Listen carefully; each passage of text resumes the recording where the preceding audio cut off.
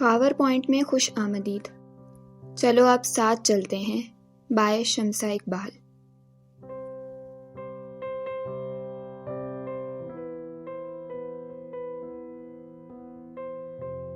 قسط number 3۔ Lieutenant سعد۔ اس آدمی کی باروب آواز گونجی تو سعد کی زبان کو بریک لگنے کے ساتھ ساتھ اس کے چہرے پر امائیاں اڑنے لگی۔ یس سر۔ وہ فوراً اٹھ کھڑا ہوا، ہاتھ پیچھے باندھے، کندھے کھڑے رکھے۔ وہ ایک مکمل آرمی آفیسر لگ رہا تھا۔ پھر اچانک ہی چہرے پر بیزاری لاتے ہوئے بولا، بھائی یہ یونٹ یا میس نہیں ہے جہاں آپ میرے سینئر اور میں آپ کا جونیئر ہوں۔ یہ ایک پارٹی ہے اور یہاں میں آپ کے روپ میں نہیں آنے والا۔ ہاتھ پیچھے باندھے وہ اب بھی ایسے ہی کھڑا تھا جیسے ایک جونیئر آفیسر کسی سینئر آفیسر کے سامنے کھڑا ہو۔ ماہین حیرت سے اسے دیکھ رہی تھی، جو خود ایک آفیسر ہوتے ہوئے کیسے دھڑلے سے آرمی مین کی برائیاں کر رہا تھا۔ بیہیو لائک این آفیسر سعد، تم اب بچے نہیں رہے۔ میری جگہ کوئی اور سینئر تمہاری یہ باتیں سن لیتا تو جانتے ہو کیا ہوتا؟ وہ سنجیدگی سے بولا، پہلے تو اگر میں آفیسر کی حیثیت سے کسی کو امپریس کرنے کی کوشش کرتا تھا تو آپ وہاں آ کر اپنی پرسنالٹی کا سیر ان پر طاری کر دیتے تھے اور وہ آپ کے پیچھے بھاگنے لگتی تھی۔ آج پہلی بار کوئی ایسی لڑکی ملی جسے آرمی آفیسرز پسند نہیں تھے، اور آپ نے کتنے مزے سے اسے یہ بتا کر کہ میں ایک آرمی آفیسر ہوں میرا سارا امپریشن خراب کر دیا۔ وہ اتنے دکھ بھرے انداز میں دہائی دے رہا تھا کہ ماہین کے لیے اس کی مسکراہٹ ضبط کرنا مشکل ہو رہا تھا، مگر سامنے کھڑے شخص کے کڑے تیور دیکھ کر وہ مسکراہٹ چھپانے کی کوشش کرنے لگی۔ اس شخص نے ایک نظر ماہین کو دیکھا، پھر سعد سے مخاطب ہوا، تم نے کرنل اسد کی وائف سے میرے بارے میں کیا بات کی ہے؟ یہی کہ بی ایم اے کا سب سے سست ترین کیڈٹ تھا اور مجھے ڈسپلن مینٹین نہ کرنے پر ہر روز سزا ملتی تھی، اور یہ کہ میں احساسات سے مبرہ ایک سخت دل آفیسر ہوں جو کہ اپنے جونیئرز کی جان عذاب کر کے رکھتا ہوں۔ ہادی صدمے میں گھرا کہہ رہا تھا، جبکہ ماہین حیرت سے سعد کو دیکھ رہی تھی جو سر جھکائے ہاتھ پیچھے باندھے ایک تابعدار جونیئر آفیسر کی طرح کھڑا تھا۔ بھائی ان کی وہ بیٹی جسے میں نے خاص طور پر انوائٹ کیا تھا، وہ یہاں آ کر مجھے دغا دے گئی اور اب آپ سے امپریس ہو کر آپ کے آگے پیچھے گھوم رہی ہے۔ اس لیے ان کی والدہ کی کسی خاص پیش قدمی سے پہلے ہی میں نے آپ کی یہ خصوصیات ان کے سامنے بیان کر دی۔ ان کا دل کھٹا کر دیا۔ سعد نے سر جھکائے جواب دیا۔ سعد نے اس لڑکی کو مزہ چکھانے کو اس کے سامنے اپنے بھائی کی برائی کر دی۔ یہی بات اسے غصہ دلا رہی تھی۔ سعد! اب کی بار وہ غصے سے بولا، یس سر، سوری سر۔ سعد نے اس کا موڈ بھانپتے ہوئے فوراً معافی مانگی، کیونکہ سامنے کھڑا شخص اس وقت اس کے بھائی سے زیادہ ایک سینئر آفیسر لگ رہا تھا۔ ہادی بیٹا، آپ کو حیدر وہاں بلا رہے ہیں، پول کے پاس۔ ان کی والدہ راشدہ بیگم کی آواز گونجی۔ ارے سعد، تم یہاں ایسے کیوں کھڑے ہو؟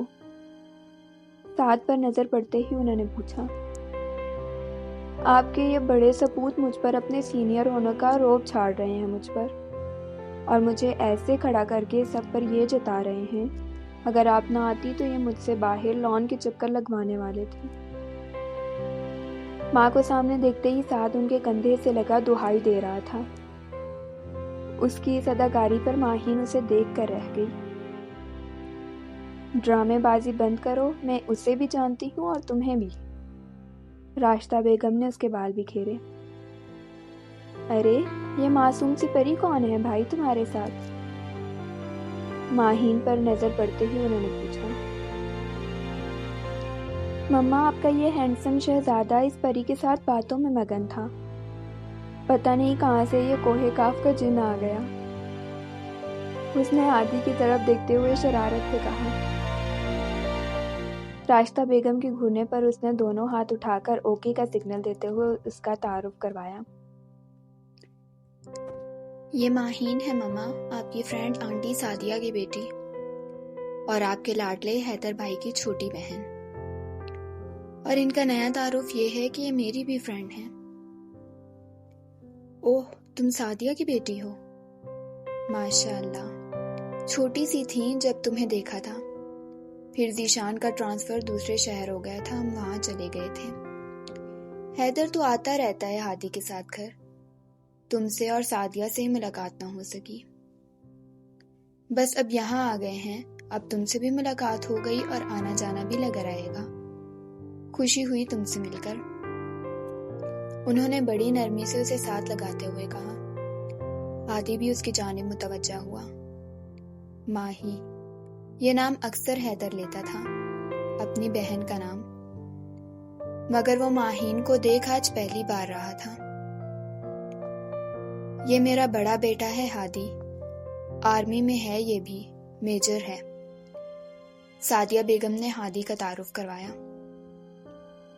آپ جتنا مرضی بھائی کی تعریف کر لیں، یہ بھائی سے امپریس نہیں ہوں گی، کیونکہ یہ میری فرینڈ ہے، سعد نے ماں کو چڑھاتے ہوئے کہا۔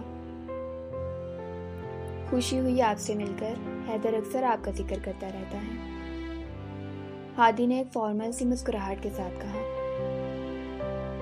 انہیں بالکل بھی خوشی نہیں ہوئی بھائی آپ سے مل کر، جواب سعد کی طرف سے آیا۔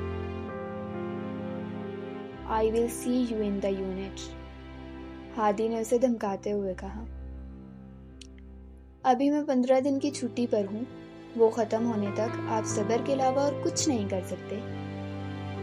15 دن میں آپ کا صبر آزماؤں گا، سعد نے ڈھٹائی سے جواب دیا،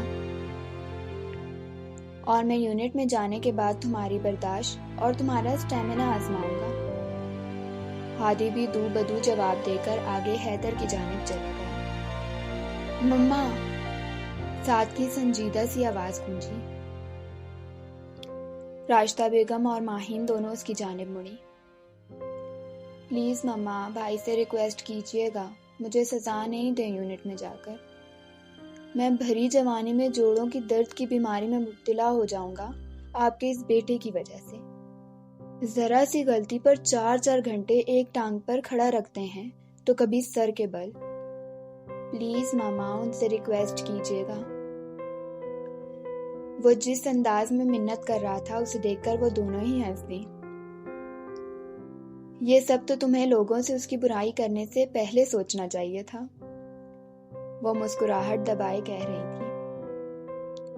آپ بھی انہی کا ساتھ دیں، دیکھیے گا ایک دن میں ان کے کمانڈنٹ کی بیٹی سے شادی کر لوں گا اور پھر ان کا وہ حال کرواؤں گا کہ وہ یاد رکھیں گے، اس نے ڈھٹائی سے کہا۔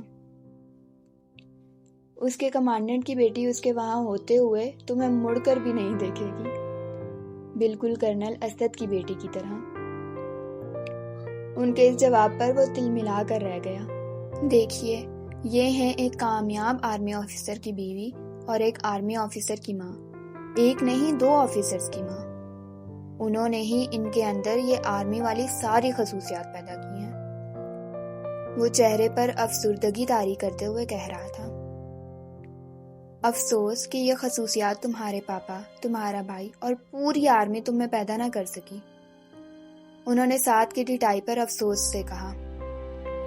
وہ اس لیے کہ میں ان خصوصیات کو خوبیوں کے بجائے خامیوں کے زمرے میں رکھتا ہوں، اور میں جان بوجھ کر اپنے اندر خامیاں نہیں پیدا کر سکتا، میں ایک زندہ دل انسان ہوں۔ وہ ہر سوال کا جواب پہلے سے تیار رکھتا تھا۔ ماہین دلچسپی سے اس کی باتیں سن رہی تھی۔ ڈھٹائی میں تم سے آگے کوئی نہیں ہے، انہوں نے ہار مانتے ہوئے کہا۔ مجھے اس بات پر واقعی فخر ہے، وہ انہیں مکمل زج کر رہا تھا۔ سعد ایک دوست سے ملنے کو آگے بڑھ گیا، جبکہ ماہین راشدہ بیگم کے ساتھ باتوں میں مصروف